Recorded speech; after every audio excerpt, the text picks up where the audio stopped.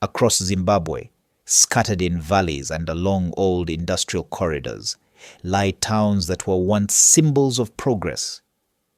These are not relics of ancient kingdoms or Stone Age civilizations, but modern settlements built in the 20th century, forged in the age of railways, mining and manufacturing. They had schools, post offices, bustling main streets, and families building futures. Now, many stand half empty or entirely deserted, their decline tied to a single industry that once sustained them. This is the story of the top 10 ghost towns of Zimbabwe, and we begin with one that might surprise you, a town called Alaska.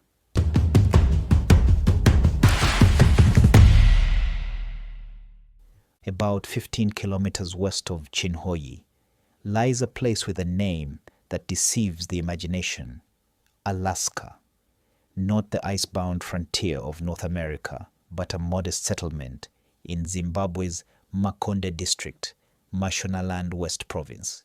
Its name, as local law tells it, was borrowed from afar during the 1950s, a time when goldfields in Alaska, USA were making headlines. By coincidence, rich mineral seams, copper and gold, had just been uncovered here. The resemblance was too tempting to ignore. What followed was a transformation that could only be described as meteoric. From a quiet expanse of scrub and sky, Alaska became a magnet for dreamers, miners, traders, and families seeking a new life. The Alaska mine became the beating heart of the town. From that time, it thrived, but when global commodity prices plummeted in the late 1990s, the inevitable started to happen.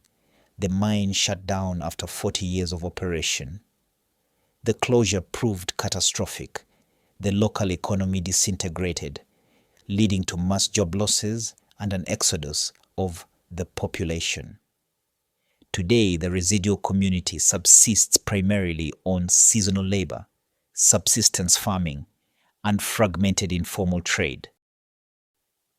If you travel far enough along Zimbabwe's old railway lines, you'll stumble upon a small town quietly tucked between Hwange and Victoria Falls, a place the maps mark simply as Dete, today called Dete. Born in the early 20th century during the golden age of steam, the name is said to mean either a narrow place or a clump of trees. The town began as little more than a recruiting depot, a place where trains stopped to change crews and refuel before continuing their long journey through Matabeleland. For decades, the town thrived, but as railway activity declined, so did the town's prominence, and slowly it began to fade from the national consciousness. Now, Dete has quietly evolved into a developing town that serves as a key, yet often overlooked, gateway to the world-renowned Hwange National Park. Its crumbling station stands as a monument to its busier past. Few places illustrate the fragility of industrial dependence as clearly as Vanad.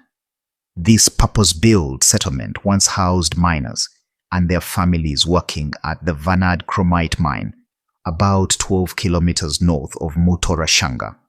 At its height in 1982, more than 2,500 residents called it home. The mine was the town's lifeblood. Wages sustained households, funded local amenities, and kept the streets vibrant. But Vanad's reliance on a single industry would prove fatal. When the mine closed, prosperity evaporated almost overnight. Within months, homes stood empty, businesses fell silent, and the community's social fabric began to fray, leaving behind the shell of a once thriving town. Today, Vanad streets are quiet, the fenced-off ruins of the mine. A scattering of old houses and remnants of infrastructure remain. Few remnants of Zimbabwe's mining era evoke as much nostalgia as Mashava. Once, Its skyline was marked by towering mine structures, bustling markets alive with chatter, and the unmistakable pride of an industrial nation. Formerly known as Shabani, the town rose to prominence during the country's asbestos boom. At its peak, these operations employed over 1,500 workers and helped secure Zimbabwe's place among the world's top 6 asbestos producers, with the Garths and King mines central to this global enterprise. But global bans on asbestos in the 2000s decimated the industry. By 2011, production ceased entirely. The resulting mass unemployment triggered an exodus of residents, leading to a decay in local infrastructure and services. Today, Mashava's once thriving mining suburb lies largely deserted and is now regarded as one of Zimbabwe's ghost towns. Along the banks of the Zambezi, Lubimbi's quiet beauty stands in stark contrast to the isolation of its people. The name, thought to have been originally Lubimbi, meaning a long portion cut off from something, reflects its story. Tucked deep within Binga district, Matabeleland North, few outside this region know its name. It is a ghost on modern maps, yet it carries one of the most compelling stories in Zimbabwe's overlooked geography. But in the 1950s, the construction of the Kariba Dam uprooted entire villages. Lubimbi was among those left behind, not submerged, yet severed from the currents of progress.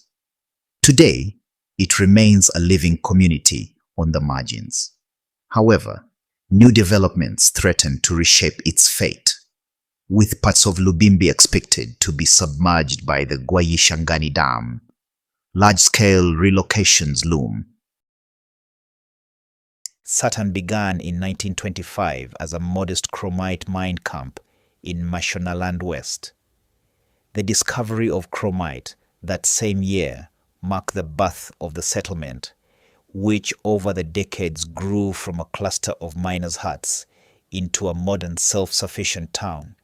The mine's operations spurred the development of brick homes, shopping centers, and essential infrastructure, transforming Saturn into a thriving community. For nearly a century, the Saturn chromium mine stood as a pillar of employment and economic activity. But when it ceased operations in 2009, the collapse of the town's economy was both swift and devastating. Shopping centers and banks shut their doors. Severe economic hardship gripped the community, prompting waves of abandonment. Today, Saturn exists as a shadow of its former self. Local narratives paint a picture of a town that has lost its pulse, with only rusting pump houses and overgrown ditches to hint at its once vibrant life. This is Shackleton, a copper town born in 1960, carved into the rugged landscapes of Zimbabwe's northern mining belt. It began as an underground mine, but soon a community took shape. Miners, merchants, and their families built homes, schools, and shops, creating a town alive with the rhythm of work and daily life. Then in 2000, everything changed. Like many of Zimbabwe's copper districts, Shackleton mine shut down as global prices collapsed. Today, few remain. The collapsed mine shafts are all that testify to Shackleton's past. Kildonan's existence was tied to copper mining. From its founding, every facet of its life was engineered by and for the Kildonan copper mine, which began its operations in 1971.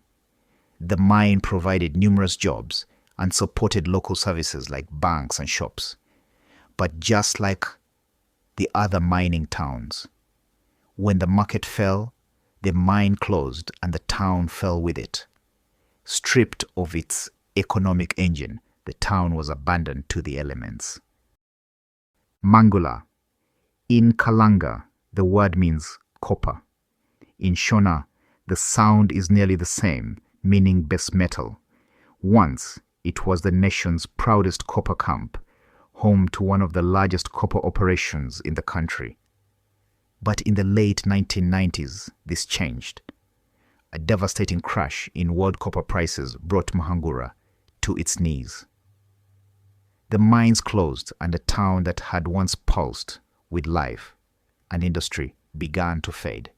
Today, described as an industrial and mining ghost town, it bears the scars of economic collapse. Kamativi was built around Zimbabwe's first tin mine, a proud venture that would shape the lives of thousands. Established in 1936, the Kamativi tin mine grew to become the country's largest, a bustling industrial hub in Matabeleland North. It employed some 3,000 workers and nurtured a vibrant, close-knit community. For decades, the mine was productive until global tin prices collapsed in the early 1990s. The town's economic lifeline was severed, and eventually in 1994, the mine shut down. The town's fortunes faded almost overnight. In the years that followed, Kamativi quietly slipped into silence, becoming a textbook ghost town. With limited infrastructure and few remaining ties to the outside world, Kamativi has earned the melancholy distinction of being one of Zimbabwe's most enduring ghost towns. That's all for today. Thank you for watching.